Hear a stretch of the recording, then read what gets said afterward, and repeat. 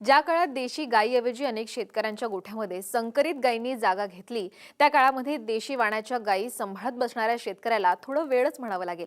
पण वेळ लागल्याशिवाय माणूस स्वस्थ बसत नाही आणि सतत धडपड करणाऱ्यांच्या मागे यश नक्कीच येतं।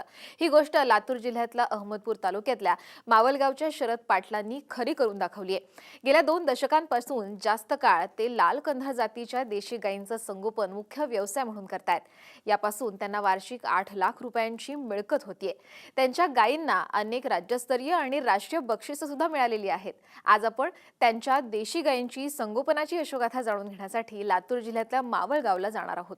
3 वेळेस all India champion Atal Bihari Vajpayee, जे एस.एम. कृष्णा आणि माननीय शरद पवार साहेब या सर्वांनी पूजलेली ती गाय होती माझी।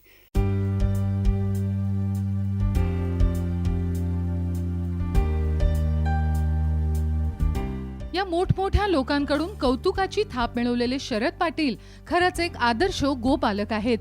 BSc पर्यंत शिक्षण घेतलेले शरदराव 1986 पासून शेती करतायत। सुरुवातीला त्यांना अनेक बरे वाईट अनुभव आले, म्हणूनच त्यांना घरी असलेल्या पारंपरिक लाल कंधार या देशी गोपालनातच काहीतरी विशेष काम करण्याची गरज वाटली।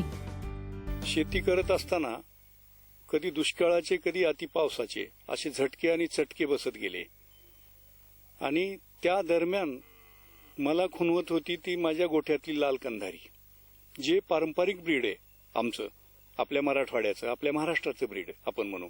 तर ते ज्यावेळेस खुणवत गेलं त्यावेळेस त्याच्यामध्ये काहीतरी काम करावं आणि त्याचा उपयोग शेतीशी कसा करावा या परेशानीमध्ये काही लोक भेटत गेले। डॉक्टर नितीन मार्कंडे सर सारखे त्यांनी हे घडविलं की आपण शेतीतून प्रगती करू शकत नाही, पण पशुपालनातून आपण प्रगती जरूर करू शकतो, कारण त्याच्यामध्ये काही सुधारणा करावी लागेल आपल्याला, हे त्यांनी सांगितलं। शेतीबरोबरच गो संगोपन करत शरद पाटील यांनी गोपालनातून बऱ्यापैकी नफा मिळवला।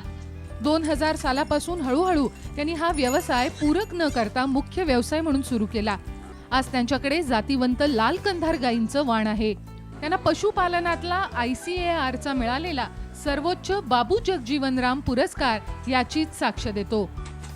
शेती हा जोडधंदा झाला, पशुपालन हा मुख्य व्यवसाय झाला आणि ज्यावेळेस गाय 2 लिटरची माझी गाय ज्यावेळेस 8 लिटरवर आली त्यावेळेस मनामध्ये अशी हिंमत आली की आता का आपण पशु प्रदर्शनामध्ये जाऊ नये, कारण काही दिवसापूर्वी लाल कंधारी या ब्रीडला मान्यता नव्हती। त्या मान्यता घेण्याचं पण काम काही डॉक्टरांच्या सहकार्यानं आपण केलेलं आहे आणि त्यावेळेस प्रदर्शनही ही सुरुवात झालेली आहे। म्हणजे पैलवान बनवलाय, परंतु त्याला रिंगणात उतरल्याशिवाय त्यांनी 1-2 कुस्त्या मारल्याशिवाय तो खऱ्या अर्थानं मान्यता प्राप्त होणार नाही। त्याच्यामुळे प्रदर्शने केले, कुठल्याही बाकी गोष्टीसाठी आर्थिक प्रकारासाठी प्रदर्शन केले नाहीत।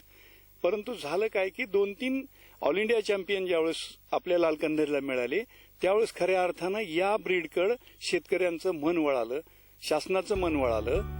शरद पाटील यांच्याकडे 7.5 एकर शेती आहे। 90च्या दशकात शेतीला रासायनिक खतांचा वापर वाढत होता, त्यामुळे शेतीवरचा खर्च देखील वाढत होता। मग पाटील यांनी रासायनिक खतांना पर्याय म्हणून शेणखत आणि गोपर गॅसची स्लरी वापरण्यास सुरुवात केली। परिणामी त्यांचा रासायनिक खतांवरचा खर्च घटला आणि शेतीची सुपीकता वाढली। रासायनिक खताचा खर्च जास्त होत होता, जमीन मरत होती, अंश शरीरामध्ये येत होता। त्याला पर्याय म्हणून मग गायीचा उपयोग आपण शेतीमध्ये सुरू केला। तिचं खत असेल, कीटक नियंत्रक असेल, कीटक नियंत्रक म्हणजे फवारणीचे जे औषध आहे आपण ते आम्ही घरी बनवतो आणि त्या बनविण्यामध्ये कुठलाही रासायनिक किंवा कुठलाही क्लिष्ट अशा प्रकार त्याच्यामध्ये नाही। 5 लिटर गोमूत्र आणि 1 किलो शेण ह्याचं द्रावण वस्त्रगाळ करून घ्यायचं आणि आपल्या फवाऱ्याला कुठल्याही पिकावर, द्राक्ष असो की सोयाबीन असो किंवा आपला मूग असो, उडीद असो, कुठलाही प्रकार असो, त्याच्यावर आम्ही 250 ml घेऊन फवारतो त्याच्यामध्ये। तर ही बनविण्याची आणि करण्याची प्रक्रिया वाढत गेली शेतीमध्ये, तसं तसं उत्पन्न वाढत गेलं, परिणामी खर्च कमी झाला। गेल्या 15 वर्षांपासून लाल कंधार गायींचं संगोपन मुख्य व्यवसाय म्हणून करतायत। आज ते गायींच्या दुधाबरोबरच त्यांच्या शेणापासून बनवलेली धूप, साबण तसंच शॅम्पू यांच्यासह दूध आणि दुधाचे अनेक पदार्थ बनवून विक्री करतायत। सध्या त्यांच्याकडे 8 देशी गायी आणि 14 वासरं आहेत। त्यांचं संगोपन ते घरीच करतात। तर शेणखत आणि स्लरीमुळे कमी खर्चात शेती देखील चांगली पिकते। शिवाय गायी आणि गुरांची विक्री करून देखील चांगले पैसे मिळतात। यापासून त्यांना वार्षिक 8 लाख रुपयांचा नफा मिळतोय। तर शेतीपासून 2 लाखांचा असा वार्षिक 10 लाखांचा नफा मिळतोय.